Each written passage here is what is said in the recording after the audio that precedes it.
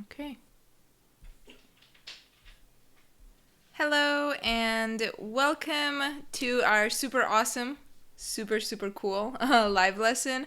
I hope you're doing well. I hope you're having a wonderful day. My name is Ioana from Interactive English, and today I'm going to blow your mind, hopefully, because I am talking about something that's very important, but it's not often taught, and I think it should be taught more often. And it is how to make inferences. So right now, I would like you in the comment section. I would like you to write down if you think you know what inferences are. So please write those down. So welcome. If you're just joining, we're talking about making inferences today. So what does it mean? What does it mean to make inferences? So if you were wondering why I'm talking about the subject, well, it's very important because inferences or making inferences, what they are is clues, kind of, that we get.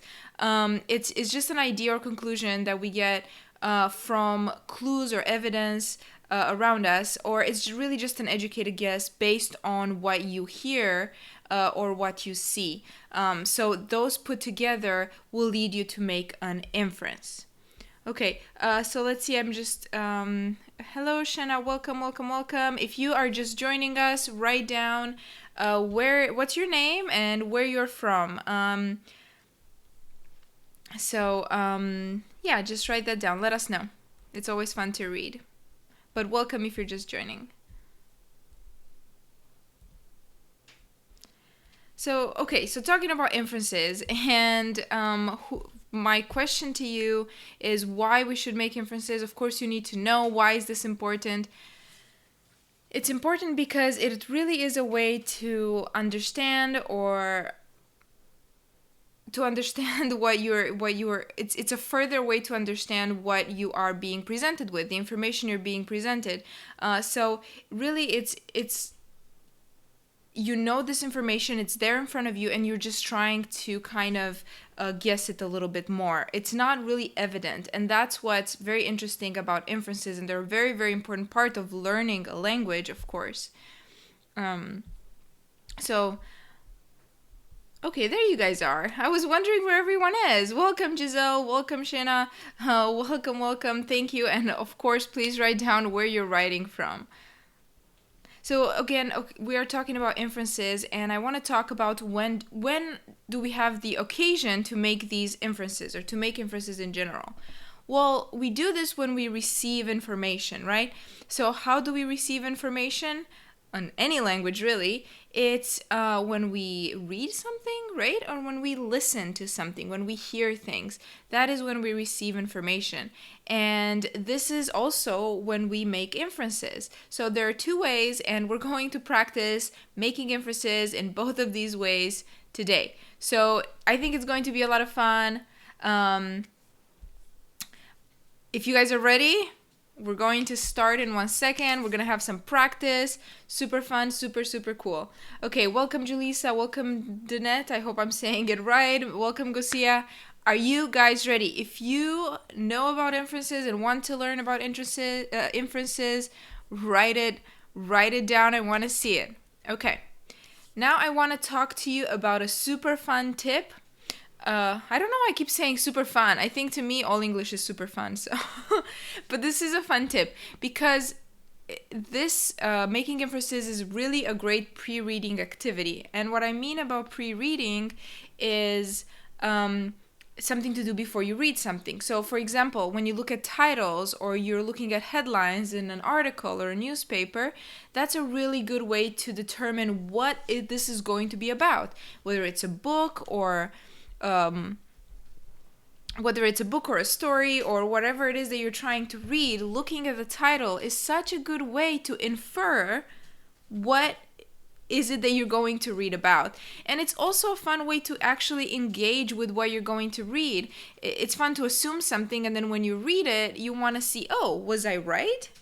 So it makes things a little bit more interesting, and a very good way to train your brain for these inferences also. Okay, so that being said, we're going to do a practice, and I'm going to give you a title to look at and see if you can write down some of the inferences. What do you think the story is going to be about? So here it is. David arrives home. That's the title of the story we're going to read together. So write down in the comments, write down what do you think this story is going to be about? What could it be about? David arrives home. David arrives home. And then as I read it, you can also always check yourself and see, oh, were you right? Was I right? Was I wrong? What could it be about? Okay, so let's see it. David entered the building soaking wet because he forgot his umbrella. As he walked down the hallway, he heard crying from his neighbor's apartment. He could not understand how difficult it must be for Jim and Pam. David had no idea what it was like to be first-time parents. Okay, so this is our reading, and then I have some questions based on these. I'm going to read it one more time. David entered the building soaking wet because he forgot his umbrella. As he walked down the hallway, he heard crying from his neighbor's apartment. He could not understand how difficult it must be for Jim and Pam. David had no idea what it was like to be first-time parents. Okay, so hopefully you guys were reading this with me. Now I'm going to show you the questions, and hopefully you can infer some information. There's a lot to actually infer from this, and I'll show you what I mean. So here's the first question that I have. What was the weather like outside? So if you are paying attention, I haven't been specific. I didn't specify how the weather was like outside, but I gave you some clues in the text that should tell you that information. That is an inference. So if you know the answer, write it down in the comments right now. Okay? So if you are unsure, I'm going to help you and give you a clue. Here are some of the words. I've made them bold. So first of all, we know he was soaking wet because he forgot his umbrella. He forgot his umbrella. So those are your clues. Okay, so that means that you should probably have guessed that it was rainy, right? So he was wet because it was raining outside, and also he forgot his umbrella. When do we use an umbrella? Oh, when it's raining. So those were the clues that should have told you what the information was about. Yeah, so very good. Yeah, you guys are doing really, really great. And even using idioms, good job. It was raining cats and dogs, exactly. Very, very good. Perfect. Now, my second question is, who was crying? Who was crying? I want to see if you can remember who was crying. So right now it's time for you to write down that answer. Who was crying? And if you can't remember, I will give you another clue. Of course, in bold. So he heard crying, something about Jim and Pam, and then something about first-time parents. He had no idea what it was like to be first-time parents. Those are my clues. So he heard crying, Jim and Pam, a couple, and first-time parents. Okay, so I hope I'm not making this too easy maybe. I don't know. You guys should write down. Okay, you guys are doing amazing. But yes, if you answered baby, that was correct. Yes. So of course, because they were parents, and they were first-time parents, their baby, he or she was crying. So that was the crying that David heard. Now, this is a little bit more difficult, but I think you guys can do it since you're doing so amazing at making inferences. I want you to tell me, what can we infer about David? What information can we base, what educated guess can we make based off of what we know from the story so far? What can we infer about David? I'll give you a clue if you don't know. David had no idea what it was like to be first-time parents. So what kind of information do we have about David that is not written here? Let's see if you guys are answering. So again, the clue here is David had no idea what it was like to be first-time parents. And of course, what you could infer is that he was maybe he was single, but that definitely he had no children, right? Because he didn't know what it was like to be a parent, which means he doesn't have children. Okay, so that is the inference that we can make about David. So if you guys answer that, you guys are getting the hang of this. It's very important. Like I said before, I think the reason why inferences are so important is because communication happens not just through words, right? So when you talk to somebody, when you have to listen and when you have to read, there is so much more that is being said in the way that the conversation is written or said, that or with visual cues or other information that is not specifically written. So this is a very important skill that we need to master in order to fully understand the language. So also, if you were paying attention to the reading I was just reading you, there are some clues here, like for example the Jim and Pam. It really helps to know, like, oh, Jim and Pam, like they're a couple. Jim is a male name, Pam is a female name. These are cultural things that come up in a conversation that are important to know. So you can make that inference. So another fun tip is, if you are having a hard time with this, but in general, it really, really helps to make an image in your head. So create this image in your head and it will help you kind of understand and determine why these things happen. It helps you create a little bit of a sequence, and it's just really a great way to help you make inferences. So that's another tip, but I think you guys are doing really, really good. Oh, the names are confusing. They're very typical American names, actually, so it's good for you to learn them. Okay, so now I have another inference practice, and this practice is a listening one. So I'm not going to show you the reading. You just have to listen. So you have to listen very carefully. But first, I'm going to show you the title, just like I did last time, so you could guess what this could be about. And please write it in the comments. Here it is. A Day in the Life of Wes and Ioana. So here's our story. See if you guys can guess, what could this be about? What could it be about? A Day in the Life of Wes and Ioana. So if you guess like, oh, it could be about Ioana and Wes's life, that's a good guess, right? So it's going to be related to Wes and I, obviously. Okay,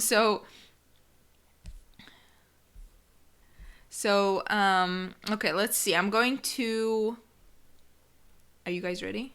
I'm going to read you a little bit of our story. It's kind of funny. It's a funny little story. Okay. So it's going to be listening. I will not show you the text. Okay. Make sure you pay attention. I will read the text 2 times.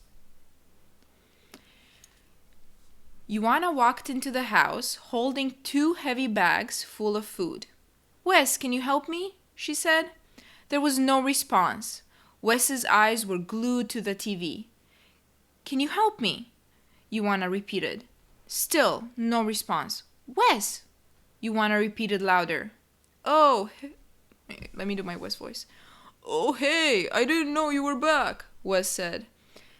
Ioana rolled her eyes. Wes got up and began walking toward the kitchen. There was a faint sound from the TV.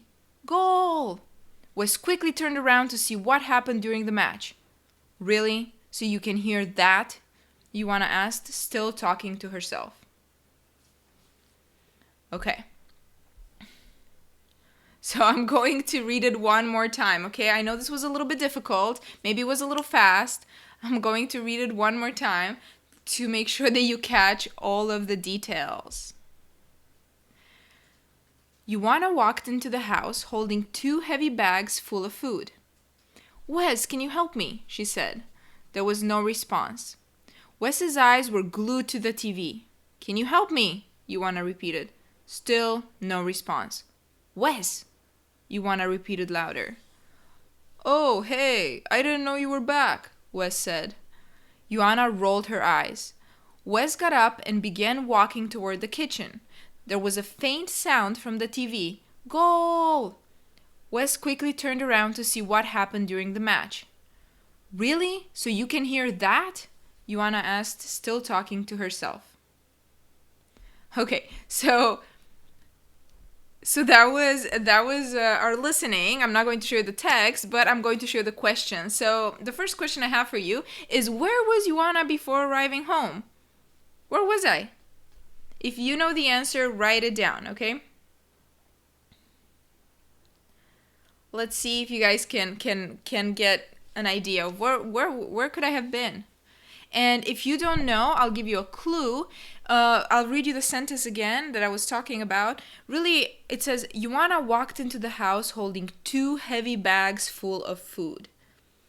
2 heavy bags full of food. So why would I have come holding 2 heavy bags full of food? Where was I? If you answered the grocery store, the supermarket, you are correct. Of course, where would I come from? Of course, I would come from the grocery store. Very good. Now, question number 2 is, what was on TV? What could have been on TV that was so fascinating to Wes? Okay, what was on TV? There was a very good clue in there. It's actually a 1-word clue, and I will tell you right now, it really is the word goal. So what could have been that Wes was watching? What was Wes watching? Write it down in the comments. I'm curious to see if you guys are guessing it right or answering correctly. That's right. It was a soccer match or a football match, however you want to call it. That is whenever there's a goal, there's goal. And of course, Wes loves soccer, so that is what was on TV. And question number 3 is, what can we infer about Wes's listening skills? So this can be maybe a little bit more broad, a little bit trickier, but I will give you a clue. So what can we guess about Wes's listening skills? Let's see how you guys do. I will read you a clue. So first, says, oh, hey, I didn't know you were back, after I kept asking him to help me. And then another time, when there was a faint sound from the TV, a faint sound, not a loud sound, he heard goal, and he quickly turned around to see what happened. And he heard that. So what do we know about his listening skills? Let's see what you guys are inferring. Even though I spoke 3 times, and the second time there was a faint sound from the TV, and he heard it very quickly. Okay, so those are my clues. So hopefully you answered something along the lines. If you don't know what this means, the answer is like, he has selective hearing. And selective hearing just really means that he listens to what he wants to listen, or he hears only what he wants to hear. So this is a true story, by the way. Well, this is not a true story, but this is how our life this is how our life goes. Many times I'll talk to Wes and he just doesn't hear me because he's so focused on something else.